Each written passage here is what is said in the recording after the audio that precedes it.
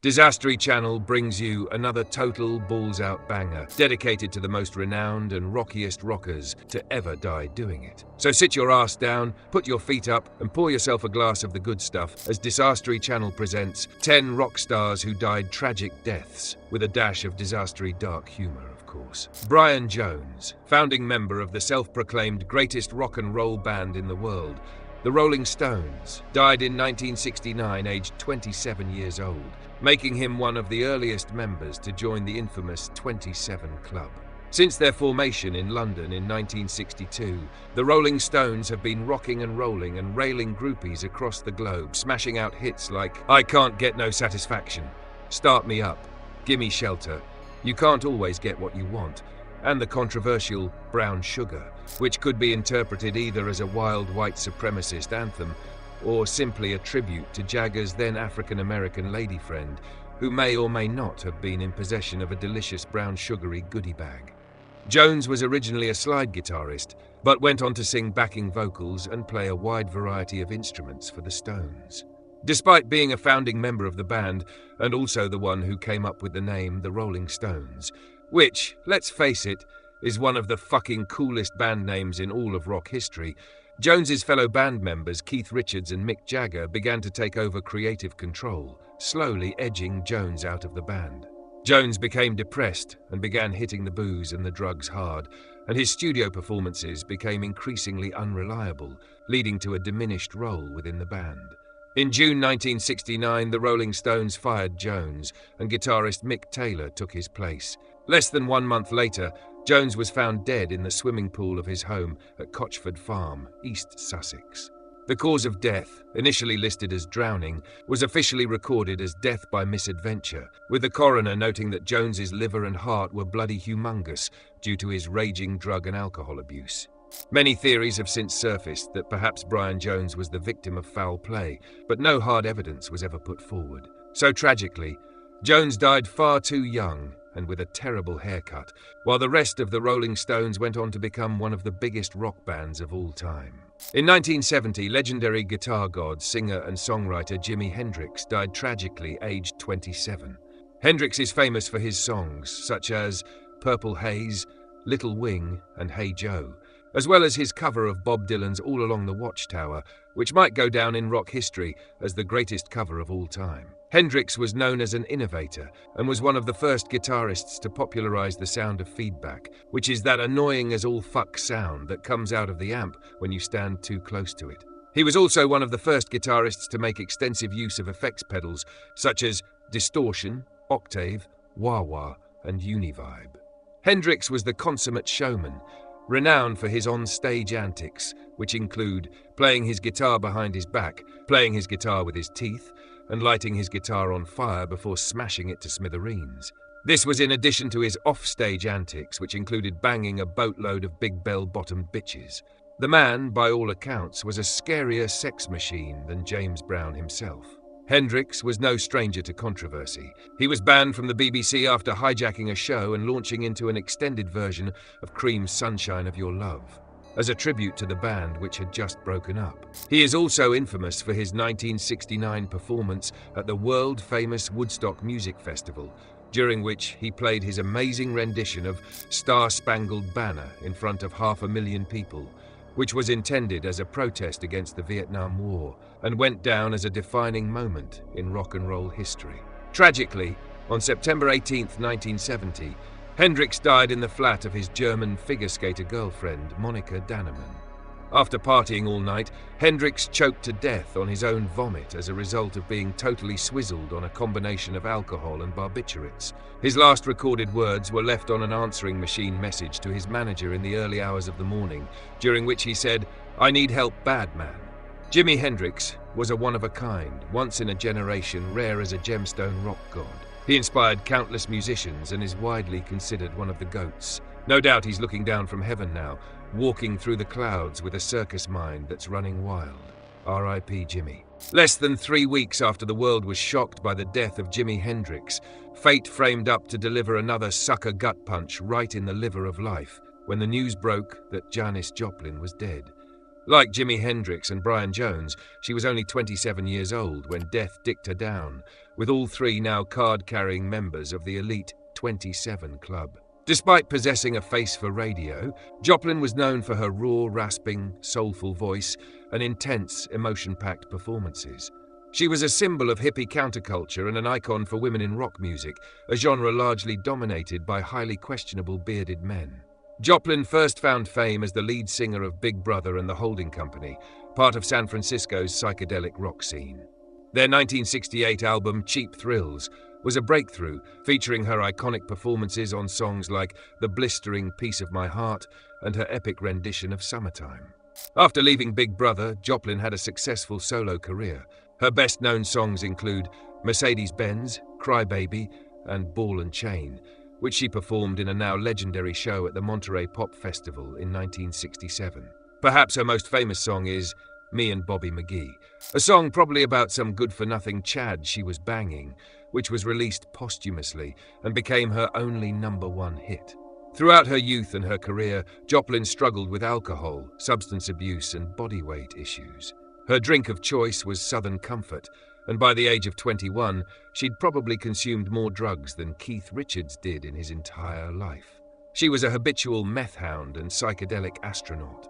Tragically, Janis Joplin died on October 4, 1970, from an accidental heroin overdose at the Fleabag Landmark Motor Hotel in Los Angeles. The heroin she used was later found to be more concentrated than a Colombian drug camel's colon, leading to multiple overdoses among users in the same area. In her short time with us, Joplin left an indelible mark on music, and she will be missed. R.I.P. Janis Joplin. Not even 1 year after the death of Janis Joplin, Jim Morrison, singer and frontman of psychedelic rockers The Doors, died, also aged 27.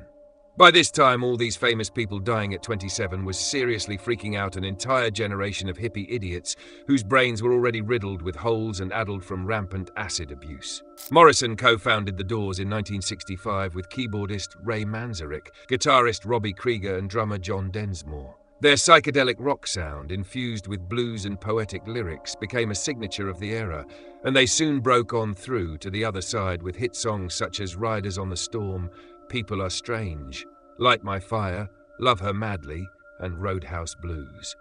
Morrison was a poet and writer even before he became a singer. His lyrics, often influenced by philosophy, mysticism, and literature, elevated rock songwriting to new artistic levels.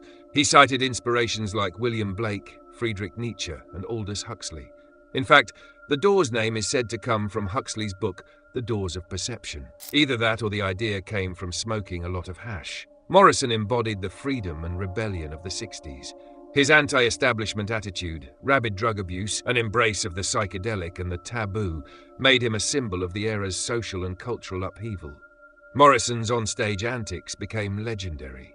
One of the most infamous incidents occurred in 1967 in Miami, where he was arrested for alleged public indecency and attempting to start a riot, making him the first rock performer to be arrested live on stage. 2 years later, he was arrested again for threatening to whip his wang out on stage. This unpredictable and confrontational stage behavior, often fueled by alcohol and psychedelics, further cemented his image as a dangerous, dark and edgy rock poet. Tragedy struck on July 3, 1971, when Jim Morrison was found dead in a bathtub in Paris by his girlfriend Pamela Courson. Officially, the cause of death was listed as heart failure, though no autopsy was performed. Rumors raged for decades, with some believing it was a heroin overdose. Morrison was known more as a booze hound, but Courson was a total heroin head. So that godless Jezebel probably had plenty to do with it. Coincidentally, Pamela Courson died 3 years later, also aged 27. So I guess this 27 Club shit just keeps getting weirder and weirder. Even decades after his death, Morrison remains one of the most mythologized figures in rock history. A poet, rock star, and cultural icon whose life and death embody the excess and artistic ambition of the swinging 60s. R.I.P. James Morrison. Ron McKernan, affectionately known as Pigpen, and founding member and keyboard dude for the legendary psychedelic rock band The Grateful Dead, died in 1972 at, you guessed it, age 27, less than 1 year after Jim Morrison took his last bath. This left the entire world scratching their heads and wondering, what the fuck is it with this 27 thing? The Grateful Dead really do stand alone with a style that is hard to put your finger on. The Dead's music could perhaps be described as a rock, blues, jazz, folk, country, bluegrass, rock and roll, gospel, reggae, world psychedelic fusion, but even that doesn't really encapsulate the majestic, beautiful sonic mess to be found on a Grateful Dead record, with their live performances renowned for taking their fellow Deadheads to strange and crazy places. On more than one occasion, Pigpen also performed vocals, although more on the band's rhythm and blues-inspired numbers. Some classic Pigpen bangers include Hard to Handle, Turn on Your Love Light, Midnight Hour, and Good Lovin'. Pigpen, with his patented leather vest, cowboy hat, and ever-present bottle of booze, became a staple of the Dead's early shows. Unfortunately, tension began to form in the band, with Pigpen wanting to stay more faithful to his blues roots and other band members, such as Jerry Garcia, wanting to push the boundaries more, taking the band in a more psychedelic direction. As the band's experimentation increased, so did Pigpen's drinking, and the man had established quite a reputation with his drinking prowess. While his bandmates were messing with God knows what hallucinogenic drugs, Pigpen preferred to hit the source hard. His performances in the band started to suffer, and by 1972, he was forced to stop touring due to health issues brought on by him sinking insane amounts of piss. Sadly, on March 8, 1973, Pigpen was found dead of a gastrointestinal hemorrhage at his home in Corte Madera, California, by his landlady. His bandmates, as well as the rest of the music world, were devastated by his death. Although Pigpen's tenure with the Grateful Dead was relatively short, his influence on their sound was profound. His gritty blues aesthetic helped shape the band's early identity, and he's still remembered fondly by Deadheads as one of the band's most authentic and soulful characters. R.I.P. Ron McKernan. Tommy Bolin was an exceptionally talented guitarist and songwriter who died far too young, and was most famous for a brief stint in iconic hard rock band Deep Purple. In his eagerness to make it into the notorious 27 Club, Bolin misoverestimated things and died aged 25. Bolin joined Deep Purple in 1975, replacing the legendary Ritchie Blackmore as lead guitarist. He played on the album Come Taste the Band, which showcased his blend of hard rock and funk influences. Though his time in the band was short-lived, his work on that album is still praised for its innovation and creativity, but mainly just for being Deep Purple. Bolin did tour with Deep Purple, but this was largely a total disaster.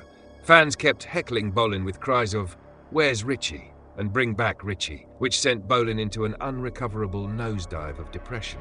Bolin liked to party hard and drown his sorrows even harder, and the tour went from one blunder to another.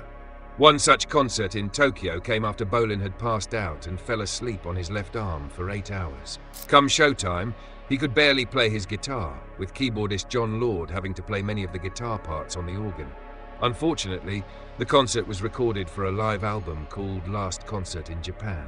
Despite pleas by band members not to release the album, it came out in Japan and found its way into the UK and the US, and remains a stain on the band's otherwise decent reputation.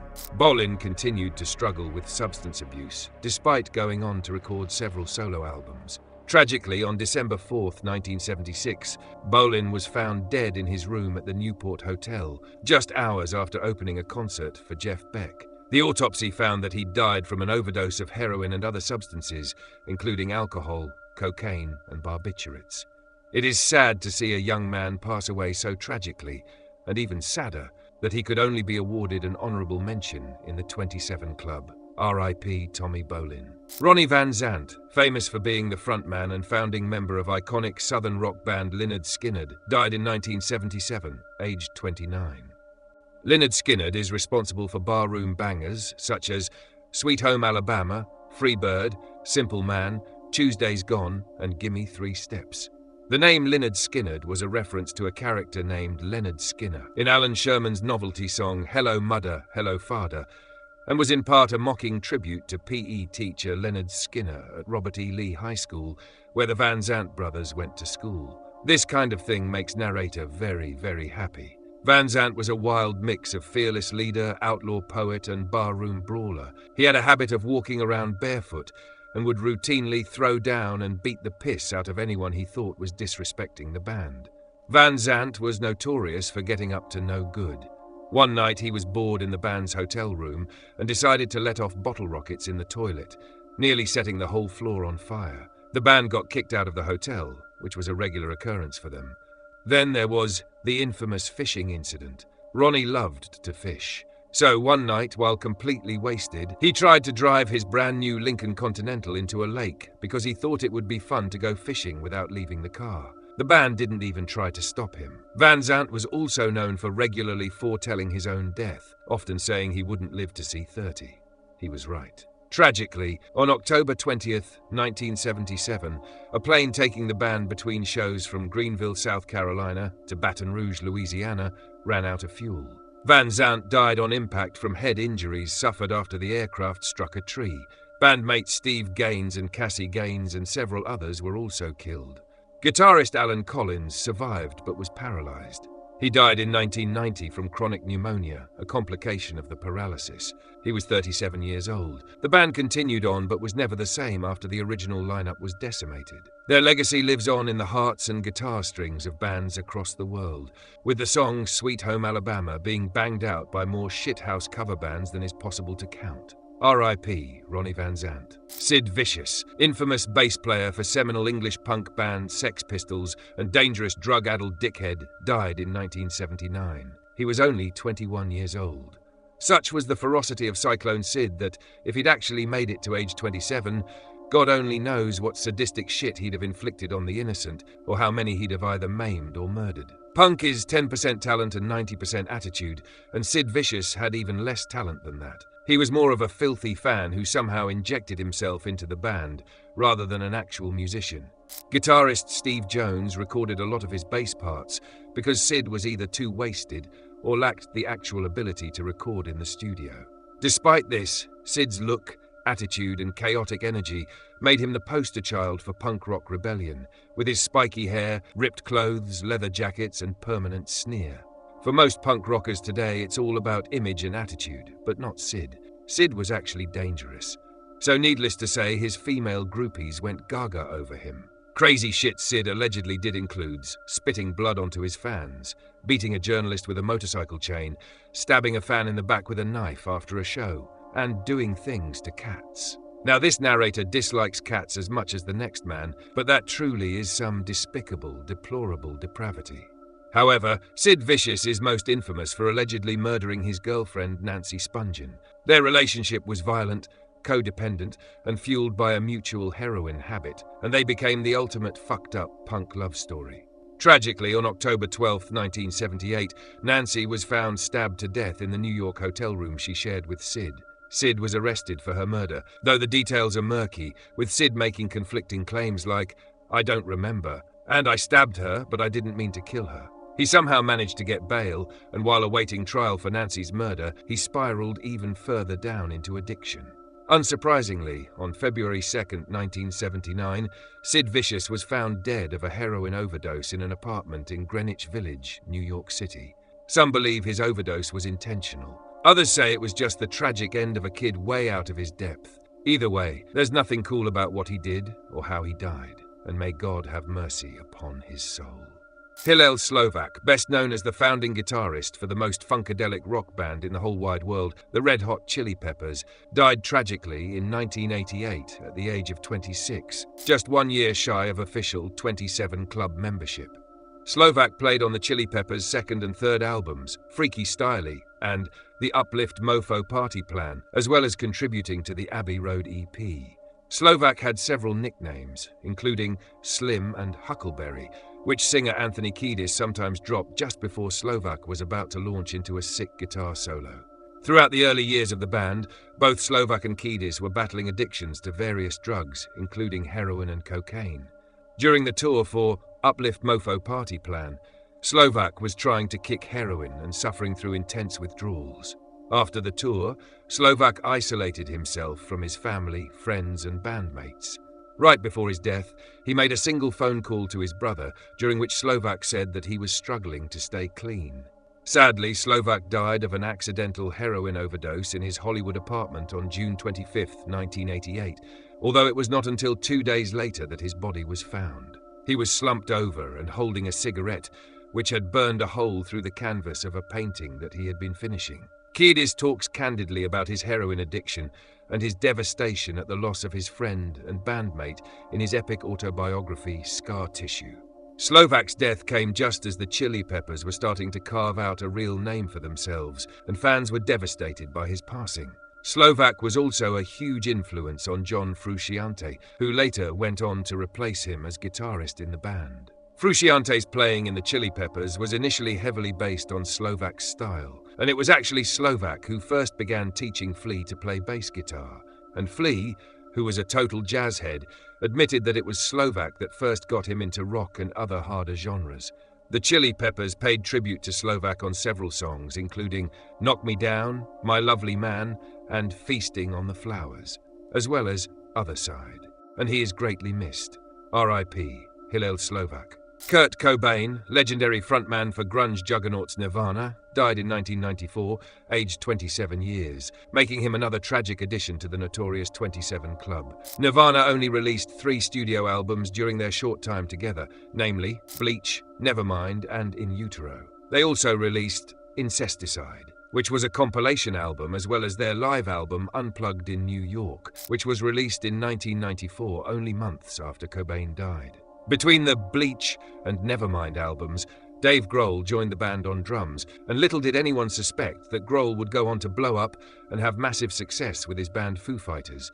Arguably, Grohl is a more talented artist than even Cobain himself, but we never got the chance to find out. It was Nirvana's second album, Nevermind, released in 1991, that changed everything for the band and changed the entire course of music history. Nevermind, with the slick production of Butch Vig and the gritty, poppy, angsty vocals and guitars of Cobain, boasted numerous hits such as Come As You Are, Lithium, and Drain You.